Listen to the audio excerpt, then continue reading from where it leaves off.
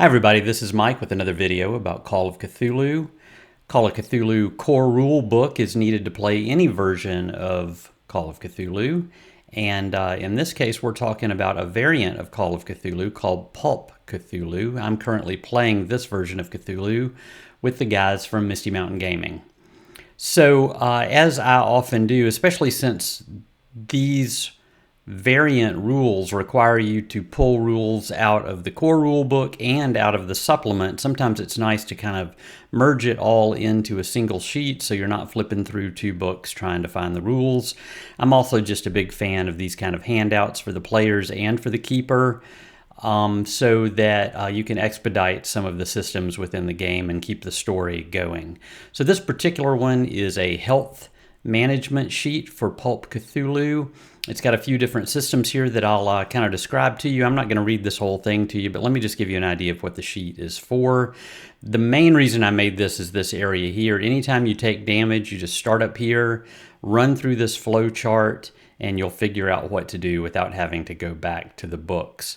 You'll notice a little note up here that says Pulp Cthulhu doesn't use major wounds. Major wounds are a big part of the core Call of Cthulhu game, because in that game you're just playing a normal person, and if a normal person gets shot by a bullet, even if they survive, they're probably in really bad shape and unable to do much of anything. That's represented by major wounds.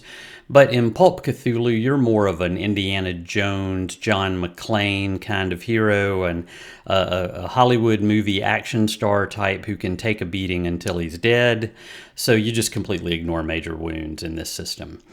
So again, this is a pretty big difference in the rules of Core Cthulhu game versus the Pulp Cthulhu game. So don't try to use this for your core Call of Cthulhu game. I can make you a sheet for that if it becomes something that people want.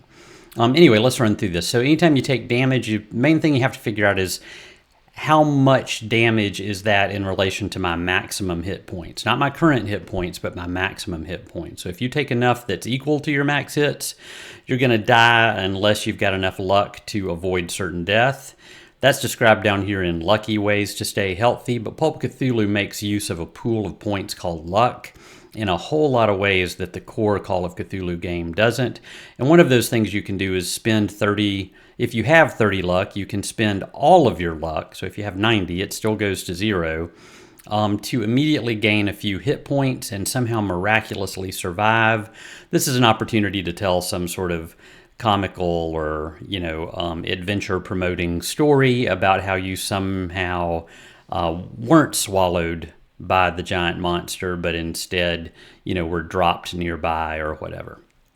If you happen to take more than half of your max hit points but not the total amount, then the question becomes, did this drop you to 0? If it did, then you're dying. And there's rules here about how to manage dying. Hopefully one of your friends is going to come over and help you with first aid before you complete the dying process. If that hit didn't drop you to 0, then you just make a con roll. If you make it, you're fine. Again, sort of representing the whole action movie star aspect of this. So you get shot in the chest with a shotgun and make the right rolls and keep going, shake it off. If, however, you fail that con roll, you'll be unconscious. Being unconscious is not a good thing in Call of Cthulhu. It's way better than dying, and it's certainly better than being dead. But being unconscious makes you vulnerable, as you might imagine, to the evil cultist to come over and just slit your throat and kill you. So you want to avoid being unconscious if you can, at least until your friends are nearby to cover you and help you out. That's another one of the ways you can use luck that's described down here in the bottom of the sheet. You can spend luck to avoid unconsciousness for a little while. It becomes so expensive that you won't be able to do that for long, but maybe you can keep yourself awake long enough to get near your friends, so again, you aren't just overwhelmed by the bad guys when you go unconscious. And if you lose less than half of your max hit points and it didn't drop you to 0, you're probably going to be fine. So that's taking damage, and I kind of ran you through the bottom left-hand corner down here as well, the lucky options. There's a lot more you can do with luck than these 3 things, but these are the 3 that are relevant to sort of the health and damage side of the system, so I wanted to include them here to remind players and keepers that these are options. The only one I didn't mention down here is it's only a scratch. Anytime you take damage, you can spend 20 luck to immediately get a D6 hit points. That can be pretty handy if it keeps you from dying.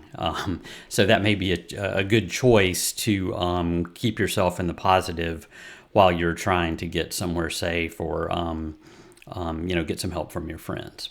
Up here in the top right-hand corner, these are just some examples of ways that a person might get hurt, whether it's a bad guy or an investigator, and then how much damage you would take from that sort of thing. So it's a scale to help you relatively gauge things that might come up in the game.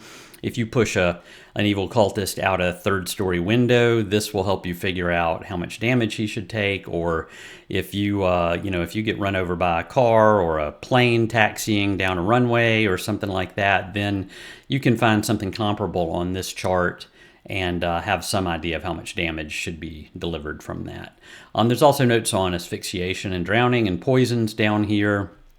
As with all of my sheets, these include a lot of places in them where you see the word may or might or possibly or probably.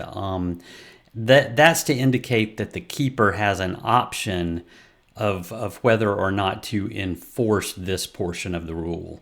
Call of Cthulhu tends to give you the worst case scenario, and then a lot of times lets the keeper dial back the terribleness, if that's a word, a little bit if they choose to. The last part of the sheet that I haven't described is this little healing box, and it really just tells you after you've taken all this damage, how are you going to get it back?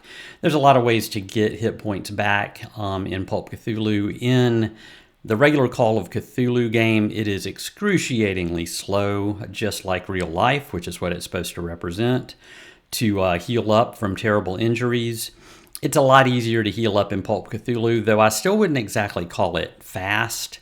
But this shows you how the first aid skill and the medicine skill can help you get better, and then also how just healing over time works. A couple of things I'll point out on here before we wrap this up.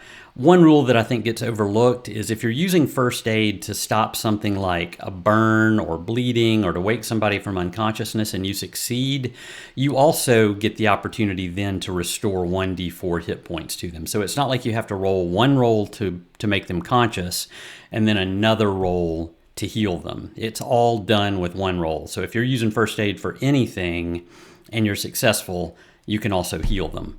And the other thing I'll point out is this number 3 here. 2 people can work together on a first aid roll. And since there's such dire consequences for failure, it's a good idea to get 2 people working together and up the benefits. Not the benefits, but the likelihood that you'll succeed. And I really think that takes you through this entire sheet. I will have a link down at the bottom of this video so you can download this for yourself if you think you might find it useful. And I will see you next time. Thanks.